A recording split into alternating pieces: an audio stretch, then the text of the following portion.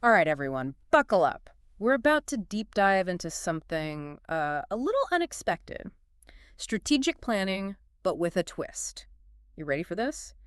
It's Ancient Wisdom Edition. Ancient Wisdom Edition. Yep, we're ditching the typical, business books and all that jazz, and we're going straight to, well, the source. Okay, I'm intrigued. What source are we talking about? The Book of Numbers. I know, it might seem a little out there, but trust me on this one. The Book of Numbers for strategic planning. Yeah. It's packed with surprisingly insightful stuff about, well, everything, really. We're talking long-term vision, how to adapt on the fly, and even, get this, ethics in strategic planning. Who knew, right? I'll admit I'm skeptical, but very curious to see where this goes. Skeptical is good, keeps us on our toes. So, to set the scene a bit, let me hand things over to our expert who can, well, paint us a picture of what we're dealing with here in the Book of Numbers. All right, so the Book of Numbers, specifically chapters 33 through 36, lays out the Israelites' journey as they're getting ready to, well, finally enter the Promised Land. It's been a long road, years of wandering in the wilderness. But here's where it gets really interesting, even with, divine intervention and all that. God gives them incredibly specific instructions for conquering this land. It's like a detailed battle plan. Exactly, like a battle plan thousands of years before modern military strategy was even a thing. That's wild. It really drives home the point that having a clearly defined plan is crucial, no matter what you're trying to accomplish. It's like, well, a blueprint. A blueprint for action. And this was thousands of years ago. Okay, so it's not just about winging it. You got to have a plan. But it's more than just having a plan, right? Got to be a good one, right? What makes this ancient plan so special? You hit the nail on the head. The Israelites were given, we're talking super specific routes to follow, literal roadmap stuff. This is all outlined in Numbers 33. And it highlights something we often overlook. You need clear direction, a step-by-step approach if you want to hit your goals. Like setting the GPS coordinates right. You got to know where you're going and how to get there. But, okay, here's the thing. Life rarely goes according to plan, right? So what about those detours, those unexpected twists and turns that pop up along the way? How does this ancient plan address the need for flexibility? They didn't exactly have lathes back then. Well, that's where it gets even more fascinating. The Israelites weren't given this generic cookie-cutter plan for dividing up the land. It was specifically tailored, customized to each tribe's needs and strengths. Really? Like personalized plans? Got it. Numbers 34 describes how the land was allocated based on, well, what each tribe was good at, the resources they had, what they needed to thrive. This adaptability, you see, it's woven right into the fabric of their strategic plan. And it ensured their long-term success. That is some insightful stuff right there. It's like they understood that one size doesn't fit all, especially in a world that, well, let's face it, never stands still. It's all about customizing your approach, using what you got, knowing your strengths. But, okay, here's a curveball. We're talking about conquering a land, right? So where do ethics fit into all of this? It seems a little, well, contradictory, right? And that's where things get even more, well, relevant to us today. The Israelites were also instructed to establish cities of refuge. It's all there in Numbers 35. Now, I know what you're thinking. Cities of refuge. What do safe havens have to do with, conquering a land? Yeah, I gotta admit, I'm a little lost on that one. Right. But it's all connected to this much bigger idea. Mm-hmm. See, these cities weren't just random safe havens. They served a really specific purpose, ensuring justice, making sure things were fair. They were like a safe space, a place for those accused of, well, let's say manslaughter, guaranteed a fair trial, before judgment was passed. It's like they were thinking about due process.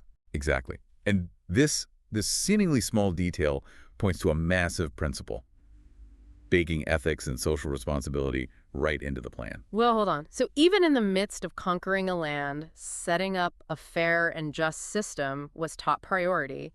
It's like they knew that true success, lasting success, has to be built on something, well, something more than just power. You're getting it. The cities of refuge were like the safety net, Right. Acknowledging that even with the best laid plans, things can go sideways. Yeah. They needed a way to course correct, ensure justice was done, even when, human error entered the picture. And isn't that a crucial concept for anyone building a strategy today? Uh-huh. Things happen. You got to anticipate those potential pitfalls, those risks, and have safeguards in place to minimize the damage. Keep things ethical. Mind blown. It really makes you think, what cities of refuge do we need to build into our own plans? What systems can we put in place to protect ourselves, to protect others, to make sure that we're not just achieving goals, but we're doing it the right way, a way that's fair and sustainable? Right.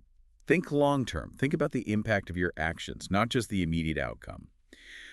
The Israelites, they were onto something back then, and it's something we can learn from today. I mean, this is already mind-blowing. Who knew that an ancient text about conquering a land could be so relevant to, well, how we approach strategy in the modern world? Right. We often think about strategy as this modern invention, but the Book of Numbers, it shows us that these principles, they've been around for centuries. We're just rediscovering the wisdom that's been there all along. And there's so much more to uncover. I can't wait. All right, welcome back, everyone. We are picking up right where we left off, deep diving into strategic planning, ancient wisdom edition. And let's be real, this Book of Numbers stuff is, well, it's pretty amazing. Last time we were talking about those cities of refuge, those safe havens they set up.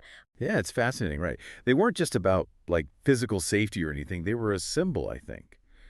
They represented this deeper commitment to justice, acknowledging that even the best, most carefully crafted plans, well, sometimes they need safeguards. It's like hope for the best, prepare for the worst, sort of. Exactly. The Israelites, they seemed to understand that things could go wrong, and they built a system to deal with those setbacks, to course correct when things went off track. That's smart. So in a way, they were already thinking about risk management, right? Like thousands of years ago? You got it. Risk management, ancient style. They anticipated the risks and had a plan to, well, to mitigate them, to soften the blow. So they weren't just focused on, like, the conquest, on winning the battles. They were thinking about the long game, right? Thinking about how to create something stable that could weather the storms, so to speak. Exactly. It shows a really holistic approach to strategy, thinking beyond just the immediate goal, the short-term win. They were thinking about long-term consequences, building something that could last. Okay, but how does this risk management thing, how does that actually play out, like practically? What can we learn from how the Israelites did it? Something we can use, in our own lives. Well, okay, think of it this way. The cities of refuge, they acted like a safety net for people who, messed up, made mistakes. It allowed for, I guess you could say, course correction, a way to ensure that individuals weren't just cast out, for accidental wrongdoing. So second chances. Yeah, something like that. But in a modern context, this could be like building some redundancy into your plans. Having backup options. Right. Or setting up clear lines of communication so that when problems pop up, you can address them quickly. It's like having a plan B, right? Maybe even a plan C. Being Wow. ready for the unexpected. You're getting it. The Israelites, they understood that flexibility, that ability to adapt. Well, that was key to survival, key to success. And that's a pretty valuable lesson for us today, especially when things are changing so fast all the time. Okay, so being nimble. Got it. But hold on a second. We were talking earlier about, how each tribe got their land, their inheritance based on their unique needs and their resources. Is there a connection there between, how they allocated the land and this idea of adaptability? Oh, absolutely. The fact that the land division wasn't just random, but carefully tailored to each tribe's strengths, well, that shows a deep understanding of adaptability. Yeah. They recognize that a one-size-fits-all approach, well, that just wouldn't work. And they use the unique capabilities of each tribe to make sure, to guarantee that the entire mission, well, that it was successful. Like they were, I don't know, playing this giant strategic chess game, positioning all the pieces, based on their strengths and weaknesses to get the best possible outcome. I like that. That's a great analogy. They were definitely playing to their strengths, recognizing that having a mix of skills, a mix of resources, well, that was the key to achieving their goals. And that's a principle that's still relevant. Yeah. Whether you're putting together a team, starting a business, even just tackling a personal project, recognizing the unique strengths of everyone involved, well, that can be a game changer. So yeah, it's not just about having a plan. It's about having the right people in the right places, knowing how to use what you got, right? Right. And it's about creating a culture that embraces adaptability. The Israelites, their journey was full of twists and turns. They had to adjust, change their plans all the time based on the situation. And they were remarkably good at it, pivoting, adapting to new conditions. Masters of improvisation, you could say. Yeah, tweaking and refining their approach as they went along. And that's a skill, well, that's a valuable skill in today's world. Thinking on your feet, solving problems in creative ways, adjusting your course when you need to. It's essential. It sounds like the Israelites, well, they were ahead of their time when it came to, strategic thinking. They were pioneers in a lot of ways. Their story, it's full of knowledge, full of wisdom that we can still learn from today. It reminds us that good strategy, the principles of good strategy, they're timeless. They go beyond culture, beyond time. This is incredible, seriously. We've covered so much already, but I'm curious, are there any other, gems of strategic wisdom hiding in this book of Numbers? What else can we unearth? Well, in the final chapters, there's this concept that, well, it ties everything together beautifully. Okay, now you've got me hooked. I can't wait to hear about this. Listeners, don't go anywhere. We're going to unravel this final thread, this final piece of the puzzle. We'll see how it connects to our modern understanding of, well, strategic planning. And we're back. It's the final stretch of our deep dive into, well, strategic planning, ancient wisdom edition. And I gotta say, this whole journey through the book of Numbers, it's been pretty amazing. It really makes you think, doesn't it? How these principles, these ideas, they still resonate today, after all this time. Totally. And we left off with, well, a bit of a cliffhanger, right? You mentioned this concept that brings everything together in the final chapters of Numbers. Right. We're talking about inheritance. Inheritance. Okay, that sounds a little, I don't know, a little off topic maybe. I mean, it seems like more of a legal thing, a family thing. How does that tie into strategic planning? Especially, in the context of conquering a land and all that. Well, it's about thinking long term, you see. Thinking beyond just the immediate victory. The Israelites, they weren't just trying to grab some land. They were establishing a nation, building a legacy that would be passed down, through the generations. This whole idea of inheritance, it emphasizes that long-term vision that was so central to their strategy. So it wasn't just about winning the battle, right? It was about building a future, something that would last, something that would benefit future generations. That adds a whole new dimension to their strategic thinking, doesn't it? Absolutely. They were creating a blueprint, for a sustainable society, a system of laws, of governance, social structures, things that would ensure, well, prosperity, justice, for their descendants. It's a good reminder for us today, Yeah. True strategic planning. It's not just about hitting those short-term targets. It's about making a lasting impact. It's about leaving something behind, something positive, right? Something bigger than ourselves. Exactly. And the book of Numbers, it kind of gives us a framework for thinking about all of this.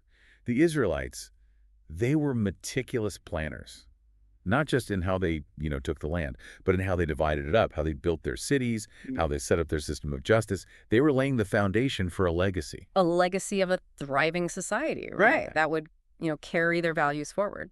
Yeah. It makes you realize that every decision we make, every action we take, it ripples outward. It has the potential to impact the future, even if we can't see it right away. It's kind of humbling, right? But also exciting. It is. It reminds us that we have the power to shape the future, not just for ourselves, but for generations to come.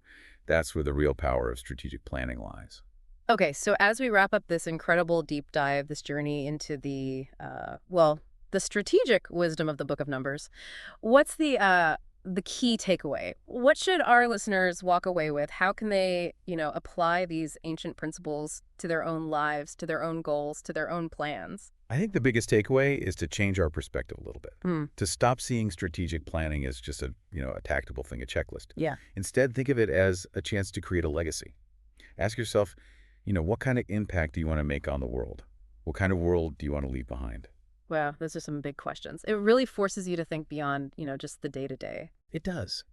And when we embrace these principles, these ideas of long-term vision, Yeah. of adaptability, of making ethical decisions, which, by the way, we saw so clearly in the book of Numbers, well, we can create plans that aren't just effective. Yeah. They're meaningful. They last. So well said. I think that's a perfect way to end this episode. Listeners, we've journeyed together through the Book of Numbers. We've unearthed some pretty incredible strategic wisdom. And I hope that, you keep exploring these principles, that you keep asking those big questions, that you approach your own plans with a renewed sense of purpose, with a vision for the legacy you want to create. Until next time, keep diving deep, everyone.